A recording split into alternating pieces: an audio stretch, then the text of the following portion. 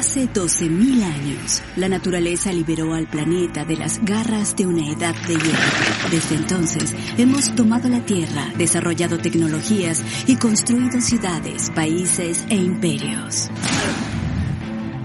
Mientras los científicos trabajan para comprender el enorme impacto que tenemos en nuestro planeta, han abierto una nueva y asombrosa ventana en nuestro pasado.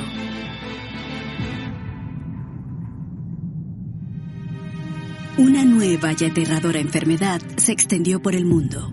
Fue una señal del apocalipsis. Pasando de un continente a otro a lo largo de rutas comerciales, se extendió en ciudades densamente pobladas, dejando millones de muertos. Venían personas de todo el mundo a Roma, sin percepción de contagios. Esta pandemia no es un fenómeno del siglo XXI. Es una plaga antigua, la cual diezmó una civilización que, hasta entonces, había tenido la naturaleza de su lado. Fue una etapa transformadora en la historia de la humanidad.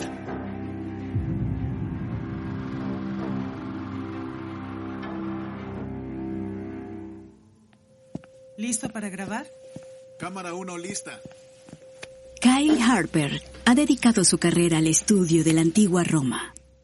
Entrevista con Kyle Harper, toma 1. Me enamoré de la historia de los romanos. Creo que son una de las civilizaciones más fascinantes e históricamente importantes.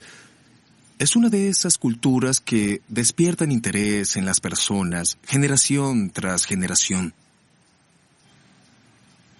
Lo que hizo a los romanos tan extraordinarios fue la mera longevidad de su civilización. Construyeron una república y luego un imperio que duró siglos. Su capacidad de administrar un imperio inmenso fue uno de los logros políticos más extraordinarios de la historia. Kyle forma parte de la nueva generación de historiadores que utiliza la ciencia para reexaminar el pasado. Su trabajo revela cómo los romanos formaron y fueron formados por la naturaleza. Su mundo fue muy diferente al nuestro. Los romanos no tenían industria de combustibles fósiles, no tenían biomedicina. De alguna manera, sus sociedades estaban más expuestas y vulnerables al cambio ambiental y al desafío del mundo natural.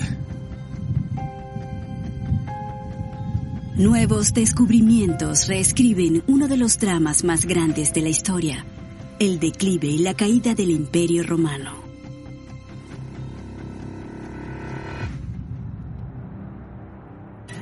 La noción de que su imperio podría colapsar debió parecer imposible para los romanos que vivían en el segundo siglo de nuestra era. Por 200 años, tras el ascenso de Augusto, el primer emperador de Roma, en el 27 antes de nuestra era, el imperio había disfrutado de una era dorada. Fue una época de paz y prosperidad sin precedentes. Los mismos romanos la llamaron Pax Romana, la paz romana. El gobierno romano había desterrado la guerra a fronteras lejanas.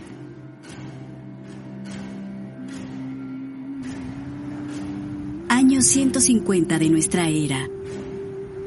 Una violenta costumbre romana continuaba siendo acogida por las personas a lo largo del imperio, como aquí en Pérgamo, en lo que ahora es Turquía.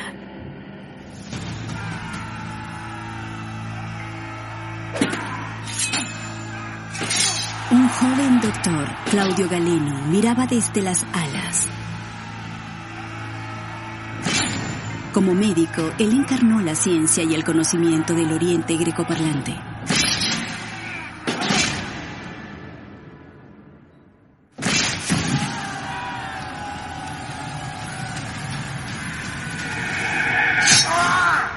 Pero aprendió su oficio cosiendo gladiadores heridos en un anfiteatro romano. Allí, donde dos mundos se encontraban, Galeno fue testigo de los momentos cruciales en la historia del imperio. Sus escritos nos dieron una perspectiva diferente sobre la vida y muerte del habitual desfile de emperadores y batallas. Estos escritos contenían valiosas pistas sobre el destino final de Roma y su imperio, a las que ahora podemos añadir los hallazgos de la ciencia moderna.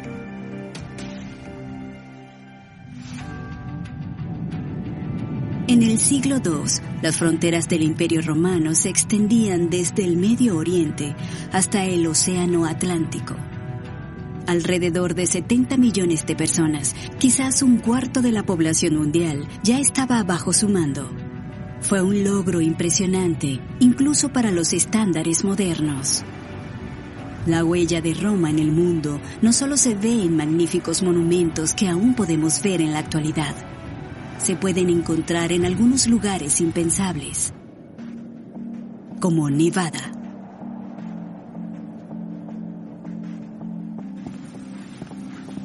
Joe McConnell es hidrogeólogo.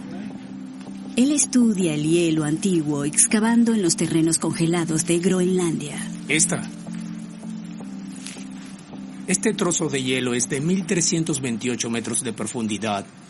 Estas son muestras longitudinales cortadas de un núcleo de hielo cilíndrico de 12 centímetros de diámetro. Las hojas de sierra están ajustadas a 3,4 por 3,4 centímetros, justo lo que queremos, así que vamos a recortarlo un poco. Cada uno de los núcleos de hielo de Joe es una ventana al pasado, la historia congelada en el tiempo. ¿Cómo vamos? Bien, estoy preparando todo. ¿Entrando en calor? Sí. ¿Los ICPMS se ven bien? Todo en orden. Joe y su equipo buscan evidencia dejada por el Imperio Romano, la cual encontrarán gracias al plomo. Lo bueno del plomo es que es de fondo muy bajo. Es bastante excepcional. Pero los seres humanos, en especial nuestra fundición de plata y minería, produjeron mucho. Así que tomamos la contaminación por plomo y la producción de plata para equipararlas. Joe busca plomo de la península ibérica, lo que ahora es España y Portugal, donde se concentraban las minas de plata de Roma. Solo debemos poner en marcha las bombas. Las minas en Iberia son minerales galena, por lo que tienen cantidad de plomo. Por cada gramo de plata que produjeron, habrían tenido que producir unos 10.000 gramos de mineral de plomo. Gran parte de eso se ventiló en la atmósfera y por eso vemos una contaminación de plomo tan fuerte asociada con la minería ibérica. Pero el trabajo de Joe es más que contaminación ancestral.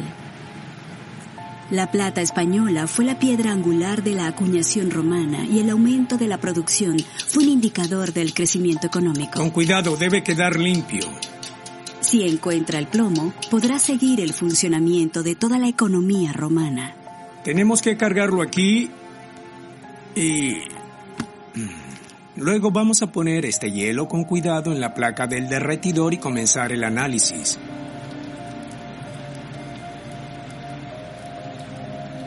A partir del 30 antes de nuestra era, fueron los últimos días de la República Romana. En el 27 de la misma era, Octavio fue nombrado primer emperador y oficialmente cambiaron de una república a un imperio. 12 años después tuvieron un gran salto en la contaminación por plomo. Ese factor fue un salto muy importante en más de una década. El análisis de Joe proporciona pruebas científicas de un auge económico de siglos de duración que sigue con precisión los años de la Edad de Oro del Imperio Romano. Una época en la que Roma llegó al resto del mundo. Había un enorme tráfico y comercio, plata que llegaba a la India desde el mundo romano y mercancías que volvían al Mediterráneo a través de Egipto. El nivel de riqueza proveniente del comercio fue extraordinario y a una diferente escala de la que se conocía antes. Podemos tener una idea de la magnitud de la escala en la que los romanos podían operar en las médulas en el norte de España. Una extraña vista de profundos barrancos y torres de roca. Increíblemente, esta no es la paciente obra de la madre naturaleza, sino las cicatrices de la minería romana por otro valioso metal, el oro. La forma en que esto funcionaba Para iniciar una mina a cielo abierto, comenzaban a cavar una serie de fosas y túneles que se cruzaban entre sí en ángulos rectos con el fin de causar el colapso intencional del lugar y pudieran abrir la mina. La fuerza para romper la ladera de la montaña llegó del agua traída en una red de acueductos a más de 80 kilómetros y almacenada en embalses, el más grande de los cuales podría contener 18 millones de litros. El agua bajaba por los lados de la mina a cielo abierto y limpiaba todos los escombros sueltos que quedaban. Plinio el Viejo, que describió esta técnica en gran detalle, se refirió a ella como la ruina montium, la destrucción de las montañas, porque realmente hacía que toda una ladera o colina quedara completamente erosionada.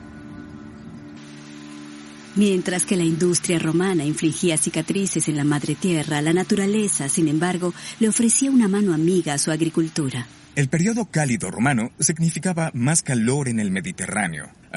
Eso se resume en más evaporación del Mediterráneo, lo que significa más humedad en el aire, lo que a su vez significa más precipitación y mayores rendimientos agrícolas.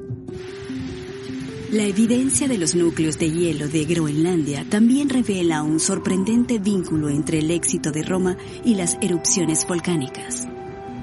El primer par de siglos de nuestra era, la cumbre del Imperio Romano, había sido identificada como el período de calma romana porque en realidad solo hubo una gran erupción volcánica en la época, a diferencia de muchas erupciones volcánicas en los siglos anteriores antes de nuestra era. Si bien podría ser un frío consuelo para las personas de Pompeya y Herculano, la relativa falta de actividad volcánica fue un impulso para el resto del Imperio Romano. El Imperio Romano tuvo un poco de suerte con su clima, pero creo que la falta de grandes erupciones volcánicas en los 2 primeros siglos de nuestra era jugó algún tipo de papel en la capacidad de Roma para consolidar su imperio. Un clima estable permitió una revolución en la agricultura romana. En Toscana, norte de Italia, en la villa Setefinestre, la arqueóloga Elizabeth Fentres documenta cómo la agricultura romana transformó el paisaje. Los principales productos de la campiña toscana son, como en todas partes del Mediterráneo, grano, vino y aceite. Estas son las bases para la agricultura mixta. Si agregamos cebollas y coles, obtenemos una dieta. Durante siglos, todo este paisaje estuvo dominado por un mosaico de pequeñas granjas de subsistencia. Con el transcurso del tiempo, estas pequeñas granjas fueron reemplazadas por villas cada vez más grandes, y en la que estamos ahora es quizás una de las últimas en ser construidas, alrededor del 40 antes de nuestra era. Se encargaron de la agricultura de una manera totalmente diferente. Donde ahora crecen las aceitunas, en la época romana la ladera fue cedida a viñedos que producían enormes cantidades de vino. Podemos verlos en términos de inversión agrícola. Esto es lo más cercano a la agricultura capitalista que podemos imaginar.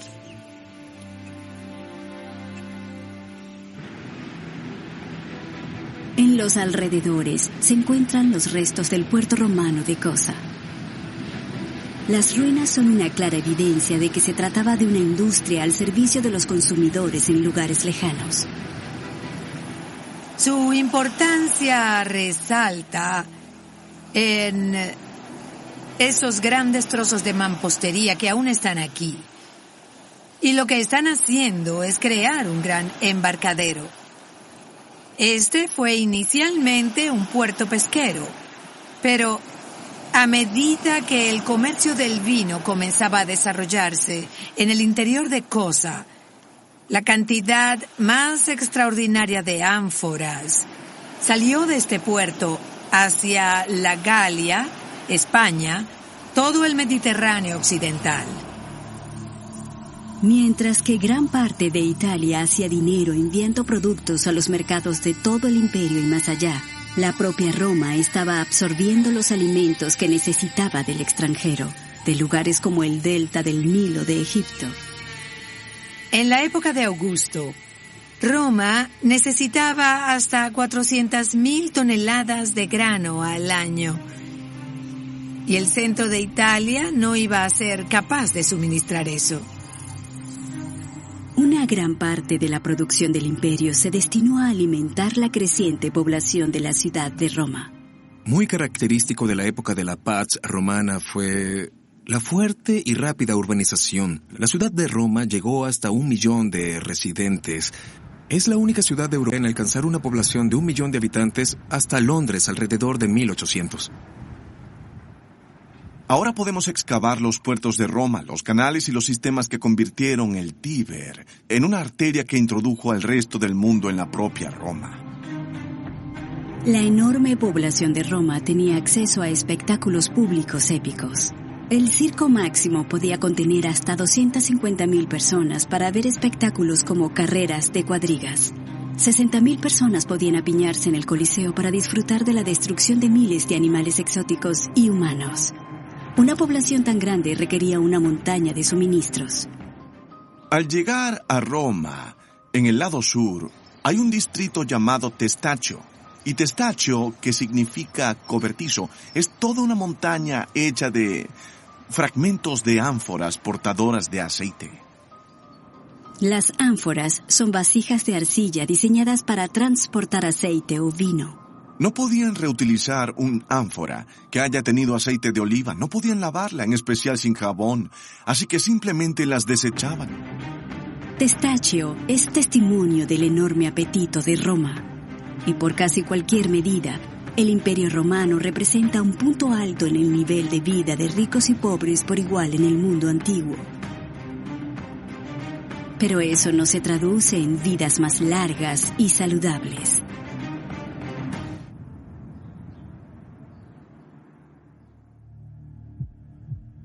La esperanza de vida promedio en el mundo romano era de hasta 30 años. Pero en realidad, la alta mortalidad infantil distorsiona las estadísticas, aplastando ese promedio. De hecho, el 50% de los romanos que llegaban a la edad adulta tenían una buena oportunidad de vivir vidas comparativamente largas. Beneficiados por 2 siglos de Pax Romana que redujo las principales fuentes de muertes de adultos, como la guerra y la hambruna.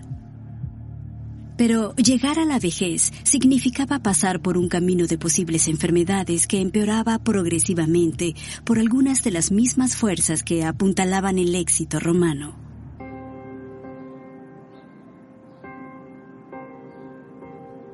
Los romanos experimentaron una forma de lo que podríamos llamar la paradoja del progreso. Las mismas fuerzas que permitieron el dinamismo romano también hicieron que sufrieran de mala salud. Los gérmenes que eran endémicos en el Imperio Romano se beneficiaron de los mismos patrones de urbanización y comercio. Los efectos se sintieron más agudamente en las ciudades del imperio, pero no tanto como lo fue en la capital, Roma. Los romanos eran extraordinarios ingenieros civiles. Construyeron una increíble ciudad con acueductos que llevaban agua dulce de las colinas fuera de la ciudad. Pero Roma tenía la reputación, incluso en su propia época, de ser un lugar bastante sucio y repugnante. En la época de la Pax Romana, 11 acueductos canalizaban agua dulce a la ciudad. Estamos hablando de 220 litros de agua por persona al día que llegaba por los 11 acueductos que surtían a Roma, más que la ciudad promedio en Estados Unidos en los años 70. Eso es digno de contemplar. Pero había un problema. Arian Marshall estudia la vida y la muerte en la antigua Roma. Ella estima que la reputación de Roma por los baños escondía un sucio secreto. Imaginen una ciudad de 1 millón de personas yendo a todos esos baños. Los grandes baños municipales eran utilizados por miles de personas a diario. Cada emperador respetable construía un nuevo baño público como un regalo para su pueblo. Iban entre amigos, pero luego venían otras personas de todo el imperio. Y todos entraban en esas pequeñas piscinas que no se cambiaban con suficiente frecuencia. Los baños en sí eran la masa hirviente de bacterias. Por supuesto, ellos no lo sabían. Los romanos procuraban mantener sus baños limpios y pensaban que bañarse era algo saludable, pero no sabían que era peligroso. Los médicos romanos, incluido el propio Galeno, pensaban que ir a los baños era una gran terapia. Así que podemos imaginar que las enfermedades gastrointestinales eran tratadas con visitas a los baños. 1 millón de personas en baños con enfermedades gastrointestinales, mientras los emperadores creían que les proporcionaban salud. En realidad los mataban. El suministro de agua potable también era vulnerable a la contaminación. Una ciudad de más de 1 millón de personas, todos yendo a las mismas fuentes, cada uno con su propia cubeta, todos con sus bacterias entrando en el agua, que luego tendría una infección secundaria, y así la siguiente persona en llegar no solo añadía sus bacterias a las cuencas de agua, sino que contraía las de alguien más. Las famosas alcantarillas de Roma fueron diseñadas para canalizar el agua de lluvia, así que los residentes luchaban con una montaña de desechos humanos. Hay satíricos que hacen bromas sobre el Pozo Negro que solía ser Roma, y recordemos que eso no es una metáfora. Había personas que vivían en casas donde efectivamente ninguna de las letrinas conectaba a un sistema de alcantarillado. Así que los romanos usaban orinales y pozos negros, y muy a menudo el baño solía estar en o al lado de la cocina, porque era más simple tener un pequeño pozo donde se podía tirar todo. Una casa romana debió haber apestado y la ciudad en sí debió haber tenido un olor realmente fétido. La ignorancia sobre la higiene básica era una característica de la vida en todo el imperio, con ciudades y pueblos desbordados de desechos. En Pompeya podemos ver donde los ingenieros incluso construyeron caminos de piedras para ayudar a los transeúntes a cruzar sus fétidas calles. En la capital, el problema solo se agravó por el terreno. Roma fue construida sobre 7 colinas que discurren a lo largo del río Tíber. Pero a medida que la ciudad crecía, se expandía a las zonas más bajas. A pesar de los intentos de los romanos en mejorar el desagüe, el Tíber crecía con frecuencia, propagando aún más las enfermedades bacterianas que se escondían entre los residuos. Los romanos sufrieron muy intensamente una serie de enfermedades diarreicas. Tuvieron un impacto desproporcionado durante el apogeo del verano. Es posible que las tasas de mortalidad en la ciudad de Roma fueran tan altas que solo la constante afluencia de recién llegados, tanto libres como esclavos, impidió que su crecimiento demográfico se invirtiera. Si bien muchas enfermedades son endémicas, la naturaleza todavía puede traer nuevos peligros. Los científicos creen que fue en algún momento durante la era romana cuando un nuevo y mortal tipo de malaria se apoderó de Italia. La malaria vivax es la forma más antigua de la malaria humana y tal vez se estableció en el Mediterráneo mucho antes del Imperio Romano. Aún no sabemos exactamente cuándo se estableció la malaria falciparum en el Mediterráneo, pero tenemos razones para creer que estuvo presente en la época del Imperio Romano. Sabemos por sus escritos que Galeno trataba a muchos pacientes de malaria. Es evidente que la enfermedad afectó a ricos y pobres, jóvenes y mayores por igual, especialmente durante el verano. Hubo un verdadero apogeo entre agosto y octubre en los decesos, y lo realmente interesante es que afectaba a todos. Creo que fue por la malaria, porque existe un verdadero problema aquí con las lagunas pontinas y sus aguas estancadas. Las lagunas pontinas se extendían a lo largo de una vasta zona al sur de Roma, con la Vía Apia, su calzada principal, pasando a través de ella. Incluso el nombre de la enfermedad en sí, aire maligno, refleja una especie de entendimiento básico de que los lugares pantanosos o cenagosos, lugares donde los mosquitos proliferan en abundancia, son peligrosos para la salud humana.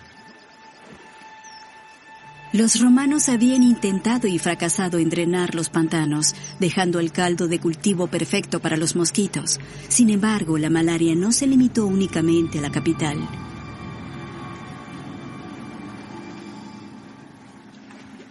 Mark Macklin cree que las agresivas técnicas de gestión de tierras de los romanos contribuyeron a que la malaria se volviera un gran problema en todo el imperio. Normalmente, las personas entienden que la malaria está relacionada con la temperatura, pero es un poco más complicado que eso. Mark es experto en descubrir cómo los ríos han dado forma a la civilización. El agua es el régimen de inundación y también los patrones de sedimentación en los ríos, los cuales son igual de importantes. La creación de pequeños pozos y estanques donde los mosquitos se reproducen durante el invierno se conocen como refugios de temporada seca. Estos refugios a menudo se crearon como consecuencia de la deforestación acelerada. La explotación desmesurada de Roma, del planeta que había sido tan generoso, estaba empezando a cosechar recompensas fatales. La Pax Romana había durado 2 siglos, pero para las personas de todo el imperio en lugares como Pérgamo, la paz pronto se haría pedazos. En unos pocos años, muchas de estas personas morirían.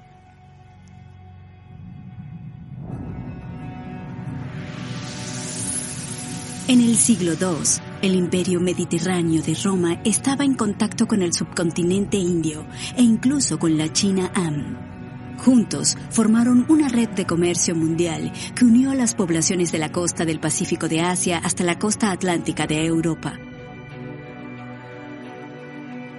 Pero esta interconexión trajo riesgos y recompensas.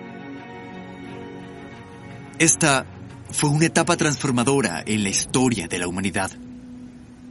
Densas poblaciones urbanas en un mundo tan interconectado. Las enfermedades podrían pasar muy fácilmente de persona a persona y luego de ciudad a ciudad. La civilización llegó al punto donde las plagas se hicieron posibles. En 165 de la era moderna comenzaron a circular historias sobre una nueva y aterradora enfermedad. Presuntamente traída por soldados que hacían campaña en Oriente Próximo, se extendió rápidamente por todo el imperio, alcanzando fuertes a lo largo de la frontera norte, donde los ejércitos de Roma luchaban contra las tribus germánicas. Esto se conocería como la peste antonina, por el nombre de la dinastía de emperadores a cargo durante la época. Nuestro testigo clave, Claudio Galeno.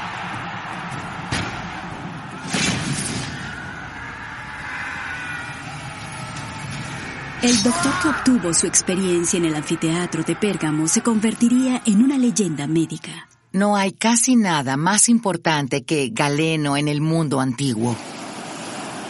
Había viajado por el imperio cautivando multitudes con sus hazañas médicas, incluida una antigua versión de cirugía a corazón abierto. Incluso había visitado Roma. Como autor de cientos de obras, Galeno dejó testimonios vitales de lo que presenció. Lo mencionó a lo largo de su recopilatorio de escritos.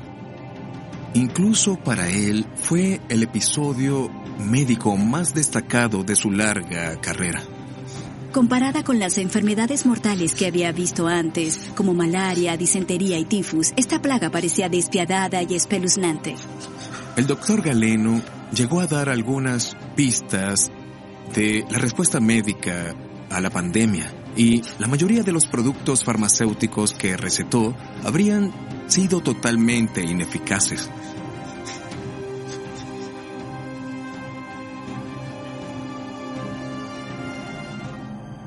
La peste antonina tuvo un alto costo. Entre el 10 y el 20% de los infectados murieron. Pero, ¿de dónde vino esta misteriosa enfermedad? Las primeras fuentes romanas apuntaban a Seleucia, hacia el este, una ciudad a orillas del río Tigris, en lo que hoy es Irak. Sus mercados vinculaban las rutas comerciales de África y China con el Imperio Romano. Los romanos comerciaban con los pueblos del lejano norte de Europa a través del desierto del Sahara. Comerciaban activamente con el sur de Asia, con el este de África, con Oriente Próximo y, por supuesto, esa conectividad también sería explotada por patógenos. Parecía que la plaga provenía de Oriente, pero identificar la enfermedad en sí era más problemático. Al no contar con evidencia de ADN antiguo que identifique al microbio responsable del brote de una enfermedad como la peste antonina, solo podemos depender de cualquier fuente escrita que tengamos. Y en el caso de la peste antonina tenemos escritos mayormente del doctor Galeno, que describen algunos de los síntomas de la enfermedad. La mayoría de los historiadores romanos han sospechado que la viruela, causada por el virus de la viruela, fue el agente de la peste antonina. La viruela es una de las más mortíferas enfermedades en la historia de la humanidad y fue finalmente erradicada en la década de 1970 por medio de vacunaciones masivas. El problema de atribuirle la peste antonina es que los científicos ni siquiera están seguros de que la forma moderna de la viruela haya existido por más de 1800 años para haber asesinado a los romanos.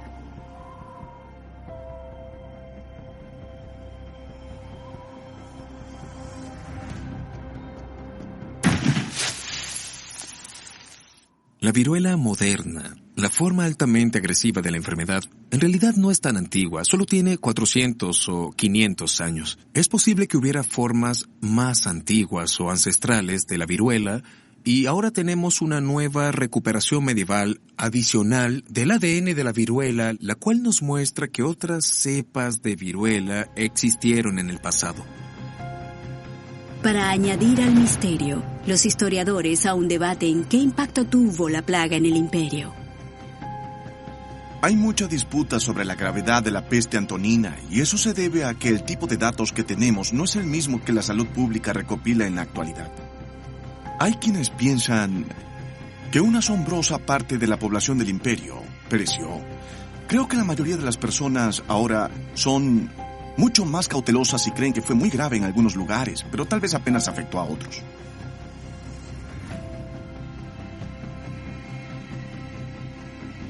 Sin embargo, si bien nunca podremos contabilizar las víctimas, es posible que la ciencia ofrezca pistas sobre el gran efecto que tuvo la peste antonina en el Imperio Romano.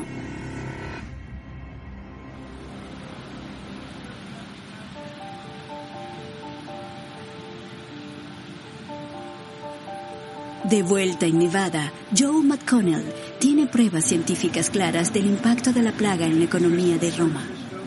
Al fijarnos en el impacto de la plaga en la contaminación por plomo y al indicar la actividad económica, vemos claramente que la Pax Romana llegó a un dramático final asociado con la peste antonina. La contaminación por plomo en el Ártico no vuelve a esos niveles. El periodo del 17 al 165 antes de nuestra era, hasta la Edad Media temprana, la época de Carlomagno. Con escasez de mano de obra, las minas de plata españolas del imperio luchaban por mantener la producción. La fuente romana del nuevo metal desapareció cuando la peste antonina golpeó Iberia y nunca se recuperó. La economía romana casi funcionaba con plata. Era la moneda del reino. Y cuando no había más plata, eso era lo que pasaba. Las cosas empezaban a ir cuesta abajo para el Imperio Romano. Con legiones aún por pagar, los emperadores que gobernaron después de la peste antonina se vieron obligados a degradar la moneda. La agitación económica y las amenazas de las tribus a lo largo de la frontera pronto desembocarían en una guerra civil. Entre 235 y 285 de nuestra era, más de 50 individuos reclamarían el trono imperial, con un número de muertes más violentas que las del gladiador promedio. La mitad del siglo III Fue una época en la que el Imperio Romano sufrió la crisis existencial más grave que jamás hubiera enfrentado. Fue una crisis política en la que hubo una serie de guerras civiles. Fue un período de crisis geopolítica y militar cuando los enemigos a lo largo de las fronteras del este y del norte atacaron a Roma simultáneamente. Fue un periodo de crisis monetaria cuando el contenido de plata de la moneda romana se desplomó, causando un largo periodo de grave inflación. La Pax Romana se convertía rápidamente en un vago recuerdo. Incluso la madre naturaleza parecía estar volviéndose en contra del imperio. A partir del año 150 de la Era Común, los sistemas meteorológicos que sustentaban el período cálido romano se volvían cada vez más inestables, desencadenando más acontecimientos climáticos extremos como inundaciones y sequías. A su vez, el mal tiempo causaba pérdidas en las cosechas, lo que llevaría a las poblaciones a mudarse en busca de mejores tierras agrícolas. Plagas, guerras civiles, invasiones extranjeras, cosechas fallidas y migraciones desesperadas. El imperio que eventualmente emergió de este caos sería casi irreconocible.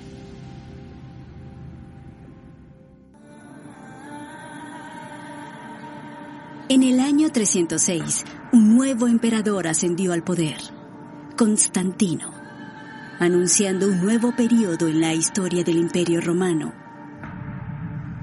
En 330, trasladó su capital unos 1.300 kilómetros al este de Bizancio. Estambul, en la actualidad, la rebautizó como Constantinopla.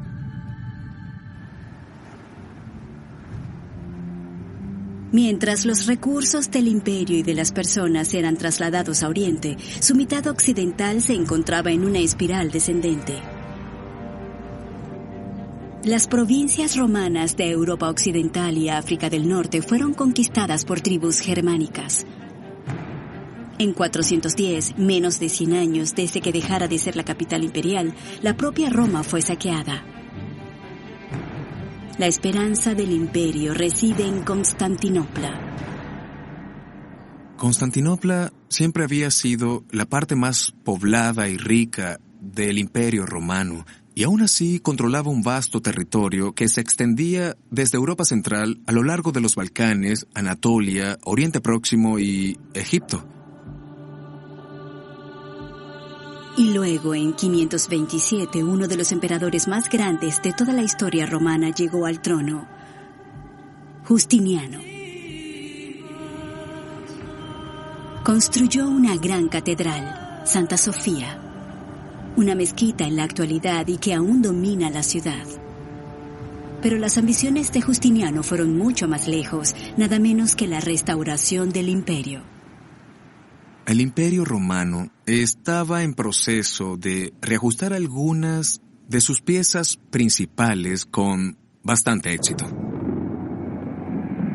Pero la naturaleza no permitiría que eso sucediera. Habían conquistado el norte de África, reintegrándola al imperio, mientras estaban en medio de la exitosa reconquista de Italia, cuando, de la nada, en el año 541, comenzó el brote de una nueva enfermedad. Comenzó en Pelusio, una ciudad a orillas del Mediterráneo en Egipto, y al año siguiente se extendió por el Mediterráneo, llegando a la capital de Constantinopla. Para el siguiente año ya estaba en el Mediterráneo occidental, extendiéndose por toda Italia, Galia, España, y estimamos cada vez más que incluso llegó a Gran Bretaña. Tenemos relatos de varios testigos, y con estas descripciones no cabe duda de que se trataba de una enfermedad diferente a cualquier otra que hayan vivido, y los términos en los que la describieron son incluso apocalípticos. Habían pasado 300 años desde Galeno, pero los romanos aún no tenían conocimientos sobre gérmenes ni concepto alguno sobre el valor de la salud pública. En una época anterior a los antibióticos, el 80% de los infectados morían. En Constantinopla, los sobrevivientes dejaron espeluznantes relatos sobre lo que presenciaron. Nuestras fuentes describen los cuerpos apilados en torres. Los empujaban hasta aplastarlos, haciendo espacio para el próximo cuerpo. Para los cristianos que presenciaron esto, fue una señal del Apocalipsis, y de hecho lo sacaron de la Biblia, el libro de las Revelaciones. Se detenían a pensar en los cuerpos que estaban siendo aplastados, estallando como uvas, como el lagar de la ira de Dios.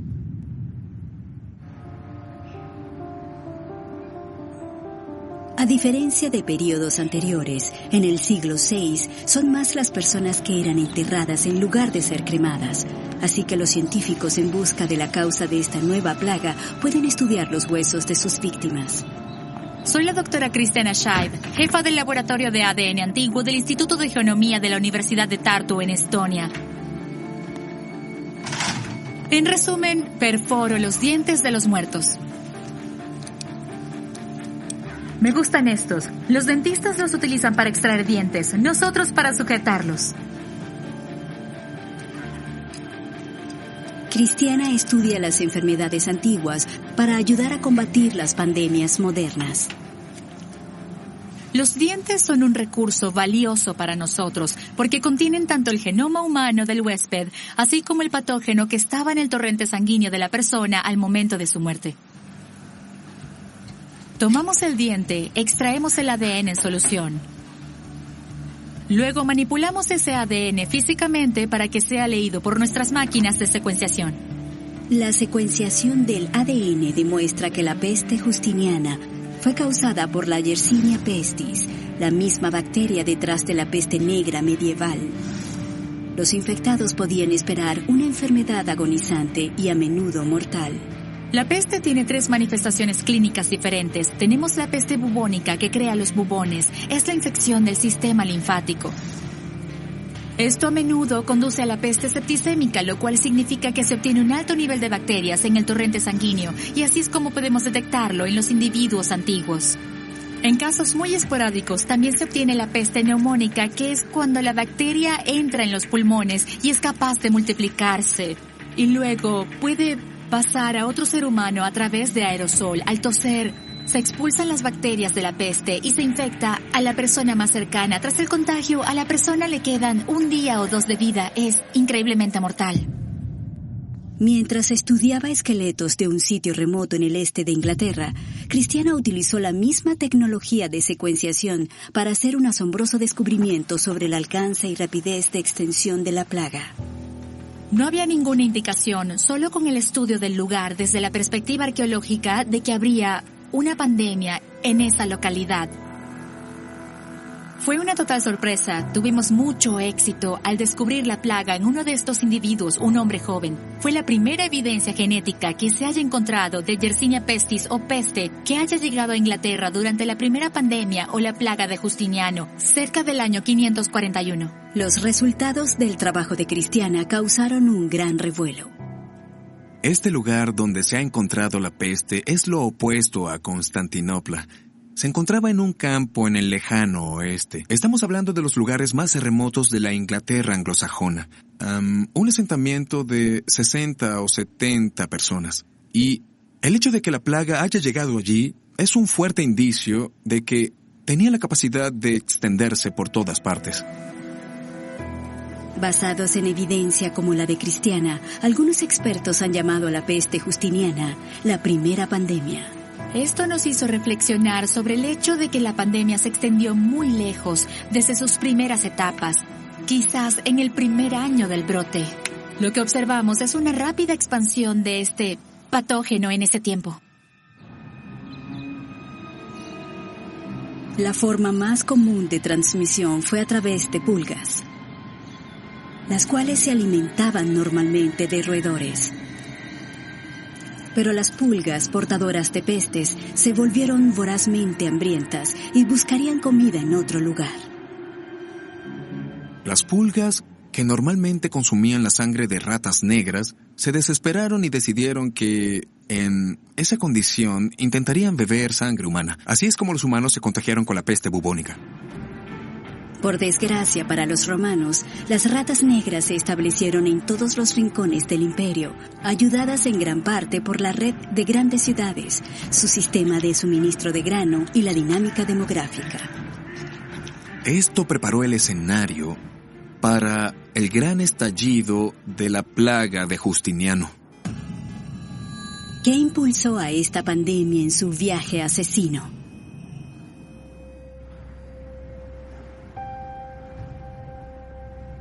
La plaga de Justiniano arrasó con Asia, Arabia y Europa, matando entre 30 y 50 millones de personas. Nuevos descubrimientos científicos revelan lo que desencadenó esta mortal pandemia. Ulf Budgen es experto en paleoclimatología en la Universidad de Cambridge.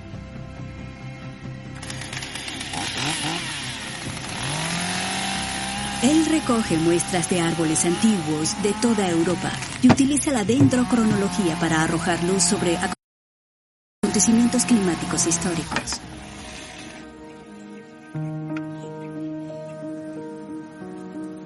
Bajo el microscopio, Ulf puede examinar los anillos de los árboles a nivel celular y afirma que ha encontrado una correlación significativa entre los acontecimientos climáticos antiguos y la llegada de la primera pandemia. Esta es una muestra de los Alpes italianos. Es del límite arbóreo superior a unos 2.100 metros de altitud y es una muestra de pino. Aquí vemos un anillo entero y esta ligera parte del anillo se produce al comienzo de la temporada de crecimiento y luego, hacia el final de la temporada de crecimiento, finales de verano, principios de otoño, vemos aquí esta capa clara, la madera temprana y la tardía, y así esto completa la temporada de crecimiento. Pero a medida que Ulf serpentea por la década de 530, encuentra un cambio dramático. Cuando llega a 536, falta la capa más oscura de la madera tardía. Esto indicaría que el transcurso entre verano y otoño fue demasiado frío y el árbol estaba sufriendo ya que no podía producir su madera tardía normal. Y al año siguiente, 537, nuevamente un anillo muy delgado comienza prácticamente frío, por lo que toda la temporada de crecimiento se reduce enormemente. Y si seguimos este grupo, 36, 37, 38, 39, 40, estos patrones son indicadores de depresiones estacionales en ascenso. Ulf asegura que la prolongada ola de frío que comenzó en el 536 fue causada por la erupción de al menos un volcán. La nube de cenizas bloqueó parte del calor del sol que llegaba a la Tierra. Los científicos aún no han identificado dónde ocurrió la erupción, pero el periodo de enfriamiento fue tan dramático que Ulf lo ha bautizado como la pequeña edad de hielo de la antigüedad tardía, y cree que este acontecimiento climático está conectado con el brote de la plaga. El principal huésped de la Yersinia pestis eran los jerbos, animales salvajes. Este era el huésped que llevaba a Yersinia pestis y las pulgas eran los portadores. Normalmente los jerbos se mantenían alejados de ratas y humanos, pero el clima más húmedo pudo haber causado que salieran de sus madrigueras y se acercaran más a las ratas negras y las poblaciones humanas. A medida que las condiciones áridas regresaban y los jerbos se quedaban sin comida, se desencadenó un desplome en su población, forzando a las pulgas, portadoras de la bacteria Yersinia pestis, a encontrar nuevos huéspedes. Esos nuevos huéspedes incluían humanos, y la plaga de Justiniano causó estragos en todo el mundo antiguo. Una de las características realmente distintivas de la plaga es que no atacaban una sola vez. Había logrado establecerse y reaparecer cada 10 a 15 años. Era una enfermedad que atormentaba a estas sociedades en la transición entre el Imperio Romano tardío y la Edad Media temprana. La primera pandemia de la historia no fue el fin del Imperio Romano. Constantinopla seguiría siendo una potencia importante hasta el siglo XV, pero cualquier sueño de resucitar los días de gloria de Roma en Occidente quedaron permanentemente destrozados. La civilización había dado un paso atrás que duraría siglos.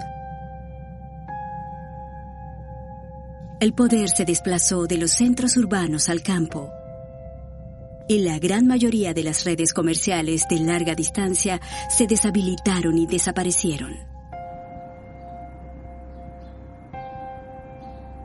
En la propia Roma, la que una vez albergó 1 millón de personas, menos de 30.000 vivían entre las ruinas de la gloria del pasado.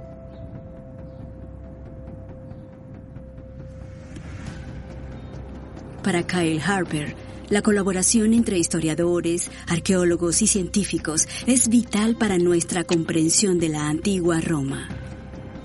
Creo que hay una mayor apertura, una mayor comprensión de que podemos trabajar en equipo, que podemos entender la historia humana de manera más rica al tratar de asociarnos con personas que aportan nuevas ideas. Así es como funciona el progreso, estar dispuestos a asumir riesgos, cuando a veces se trata de reunir campos de conocimiento totalmente diferentes que nos permitan hacer preguntas que a menudo ni siquiera sabíamos que eran posibles. Y mientras los historiadores continúan debatiendo qué causó exactamente el colapso de la primera superpotencia del mundo, lo que está más allá de toda duda es que la ciencia está transformando nuestra comprensión de este momento crítico de la historia. Bárbaros, la dinámica social, los desafíos fiscales, los desafíos dinásticos, aún necesitamos esas dimensiones humanas, pero no podemos contar la historia sin darle al medio ambiente su lugar en la historia humana.